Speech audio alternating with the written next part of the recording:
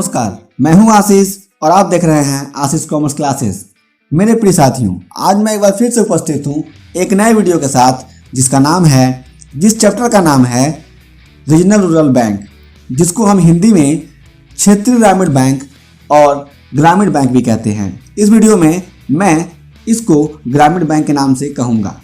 ये video BCom के विद्यार्थियों के लिए और साथ ही साथ यूपी बोर्ड के हिंदी माध्यम के विद्यार्थियों के लिए है, यानी कॉमर्स के विद्यार्थियों के लिए है। यदि कोई ऐसा बच्चा है जो हिंदी माध्यम से है, चाहे वो किसी बोर्ड का हो, राजस्थान बोर्ड का हो या अन्य किसी बोर्ड का हो, तो भी ये वीडियो को देख सकता है। यदि कोई ऐसे व्यक्ति हैं जो बैंकिंग को बहुत ही आसान भाषा में समझना चाहते हैं, तो भी वे इस वीडियो को देख सकते हैं। क्षेत्रीय ग्रामीण बैंक यानी ग्रामीण बैंक। ग्रामीण बैंक वे बैंक हैं जो ग्रामीण क्षेत्रों में किसानों तथा लघु एवं मध्यम वर्गीय उद्योगों को आर्थिक सहायता देने, रोजगार के अवसर सृजन करने तथा ग्रामीण क्षेत्रों में विकास के साथ साथ देश के समग्र विकास के लिए स्थापित किए जाते हैं, यानी स्थापित किए गए हैं। अब इस परिभाषा में यानी इस परिचय में हमको 3 चीजें मिलेंगी। वे चीजें कौन कौन सी हैं? पहला कि ग्रामीण बैंक हमेशा किसानों के लिए, लघु उद्योगों के लिए और मध्यम वर्गीय उद्योगों के लिए स्थापित किए जाते हैं। आगे अब ये किन किन तरीकों से उनको सहायता पहुंचाते हैं? पहला, उन्हें आर्थिक सहायता पहुंचाते हैं, रोजगार के अवसर आते हैं। आगे क्या होता है कि यदि हमारे देश में ग्रामीण क्षेत्रों का विकास होगा तो इससे हमारे देश का भी समग्र विकास हो सकेगा। भारत में सरकार के निर्देशानुसार 1975 में ग्रामीण बैंक स्थापित किए गए। 2 अक्टूबर 1975 को देश में प्रथम चरण में निम्न बैंक स्थापित किए गए। पहला, उत्तर प्रदेश के गोरखपुर और मुरादाबाद में बैंक स्थापित किए गए ग्रामीण बैंक। दूसरा, हरियाणा के भिवानी में। और तीसरा, राजस्थान के जयपुर में। यानी इन तीनों जगहों पे प्रथम चरण में ग्रामीण बैंक स्थापित किए गए। अब हम देखते हैं कि ग्रामीण बैंकों के कार्य कौन से हैं। पहला, ग्रामीण क्षेत्रों में शाखाएं खोलना। अब ग्रामीण क्षेत्रों में शाखाएं क्यों खोलना? क्योंकि यदि ग्रामीण क्षेत्रों में शाखाएं खोलेंगी बैंकों की, तो लोग क्या करेंगे? बैंक के बारे में जानेंगे और सेविंग कर सकेंगे। यदि लोग सेविंग करेंगे, किसान सेविंग करेगा, तो आगे चल के यदि कोई मुसीबत आती है, उसकी फसल खराब होती है, तो उस पैसे को निकाल करके वो नए बीज खरीद सकता है, खाद खरीद सकता है। कोई लघु उद्योगी है वो नए मशीन खरीद सकता है, कोई मध्यम उद्योगी है तो वो अपने हिसाब से उस पैसे को खर्च कर सकता है। यदि ग्रामीण क्षेत्रों में बैंकों की शाखाएं खुलेंगी तो किसानों को ऋण देने का काम भी इन बैंकों के द्वारा किया जाता था। तीसरा, छोटे तथा मध्यम वर्गीय उद्योगपतियों तथा कृषि मजदूरों को ऋण देना। दूसरे में कहा गया था कि किसानों को ऋण देना।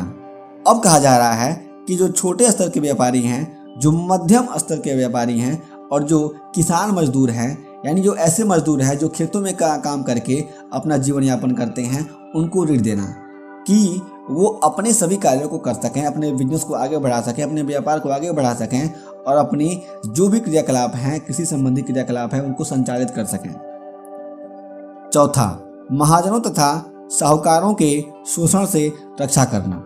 यदि ग्रामीण बैंक ग्रामीण क्षेत्रों में स्थापित हो जाएंगे तो ऐसे लोग जो इन लोगों को यानी किसानों को, लघु उद्यमियों को और मध्यम उद्यमियों को और साथ ही साथ कृषि मजदूरों को ऋण दे करके, यानी अधिक ब्याज दर पर ऋण दे करके, उनको प्रताड़ित करके पैसे लेते थे, यानी उनसे जबरदस्ती ज़्यादा धन वसूल करते थे, उनकी मनमानी नहीं चलेगी।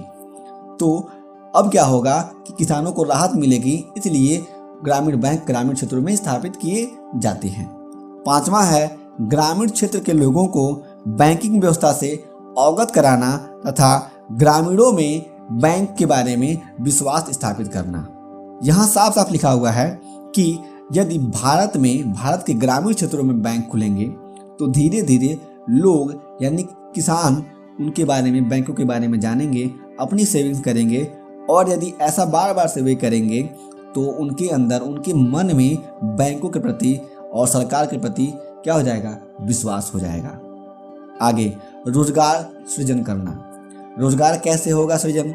यदि नई नई शाखाएं खोली जाएंगी तो निश्चित ही उन शाखाओं में काम करने के लिए कर्मचारियों की आवश्यकता होगी, और यदि कर्मचारियों की आवश्यकता होगी तो अपने आप रोजगार सृजन हो जाएगा। सातवां है ग्रामीण क्षेत्रों के समुचित विकास में सरकार की मदद करना। अब सरकार क्या काम करती है कि हर 5 वर्ष में क्या होता था, पहले पंचवर्षीय योजना बनाई जाती थी और हर 5 वर्ष में ग्रामीण क्षेत्रों के उत्थान के लिए काम किए जाते थे। और इसके साथ साथ हर वित्तीय वर्ष में जब बजट आता था तो ग्रामीण क्षेत्रों के विकास के लिए पैसे अलॉट किए जाते थे और उससे ग्रामीण क्षेत्रों का विकास किया जाता था। लेकिन जब ग्रामीण बैंक आ गए तो ग्रामीण बैंक उन लोगों को भी लोन देने लगे जो लोग सरकार की योजनाओं का लाभ नहीं ले पाते थे। इससे ग्रामीण बैंक जो है भारत में सरकार की मदद करने लगी इन सभी स्तरों पे विकास के लिए। अगला हेडिंग है कि ग्रामीण बैंकों की कमियां क्या हैं। ग्रामीण बैंकों की जिस प्रकार से कुछ अच्छी बातें हैं उसी प्रकार से कुछ कमियां भी हैं। पहला, शाखाओं का गलत ढंग से विस्तार। जब बैंक खोले गए तो अनायास ही बिना छानबीन किए, बिना वेरिफिकेशन किए, बिना एनालाइज किए क्षेत्रों को बैंक खोल दिए गए। ये नहीं देखा गया कि वहाँ के लोगों को बैंकों की अधिक आवश्यकता है कि नहीं है। इसलिए क्या हुआ, जब शाखाएं खोली गई तो वे क्या हो गई, फेल हो गई। कर्मचारियों का अभाव, और जहाँ पे शाखाएं खोली गई वहाँ पे कर्मचारी ही नहीं, और यदि कर्मचारी नहीं होंगे तो बैंक का कामकाज नहीं चल पाएगा, और बैंक का कामकाज नहीं चल पाएगा तो बैंक क्या हो जाएगा, फेल हो जाएगा। तीसरा है पूंजी की कमी।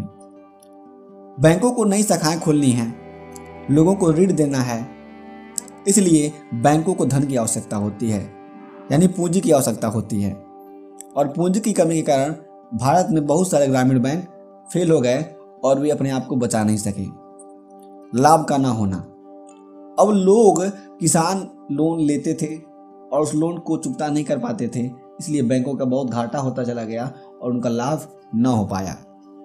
ऋणों का समय पर वसूली न होना, अब जो भी किसान, जो भी लघु उद्यमी और जो भी मध्यम वर्गीय उद्यमी और खासकर जो कृषक मजदूर थे, वे पैसे लेते थे बैंक से और वे दे नहीं पाते थे, और सबसे बड़ी बात बैंक उनसे पैसे वसूल नहीं पाती थी।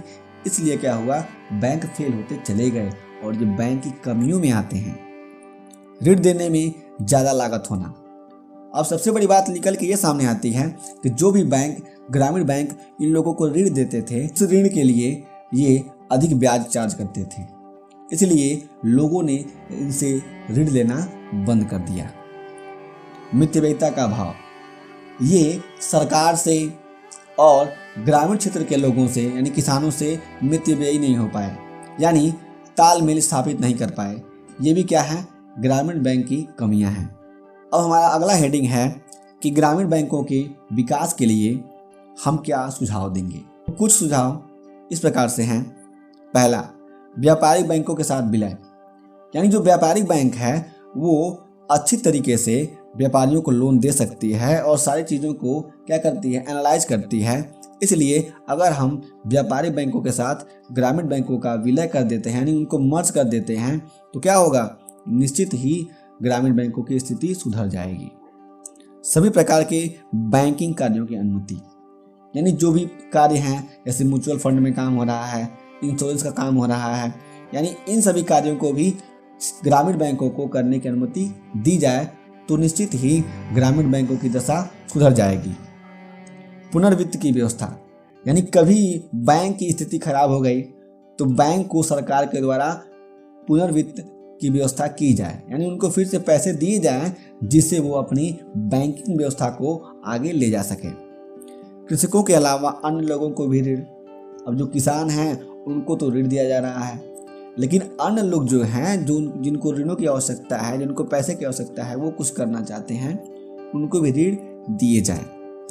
सरकार के द्वारा प्रोत्साहन, और जो सरकार है उसके द्वारा भी बार बार बैंकों को प्रोत्साहन दिए जाने चाहिए, यानी उन पे दबाव किसी भी प्रकार का नहीं बनाया जाना चाहिए। अब भारत में ग्रामीण बैंकों का विकास, अगला हेडिंग है भारत में ग्रामीण बैंकों का विकास, यानी क्षेत्रीय ग्रामीण बैंकों का विकास। पहला, रिजर्व बैंक के द्वारा 22 मार्च 1997 को यह अनुमति मिली कि अब भारत में ग्रामीण बैंक सभी ग्राहकों को ऋण देगा। दूसरा, म्यूचुअल फंड में भी मार्केटिंग करने के लिए अनुमति मिल गई ग्रामीण बैंकों को। तीसरा, नाबार्ड द्वारा समय समय पर ये निर्धारित किया जाने लगा कि ग्रामीण बैंकों को क्या करना है और किस दिशा में कार्य करना है। चौथा, वार्षिक बजट में इन बैंकों के लिए हर वर्ष प्रावधान। अब क्या होने लगा कि जब भारत में ग्रामीण बैंकों के विकास में, उनके सुधार में कार्य किए जाने लगे, तो बजट में जो हमारा हर साल का बजट आता है उसमें भी इनको कुछ वित्त दिए जाने लगे, जिससे इनकी दशा सुधरती चली गई। अब हम आते हैं निष्कर्ष पे कि इस वीडियो के दौरान हमने क्या निष्कर्ष निकाला। तो देखते हैं।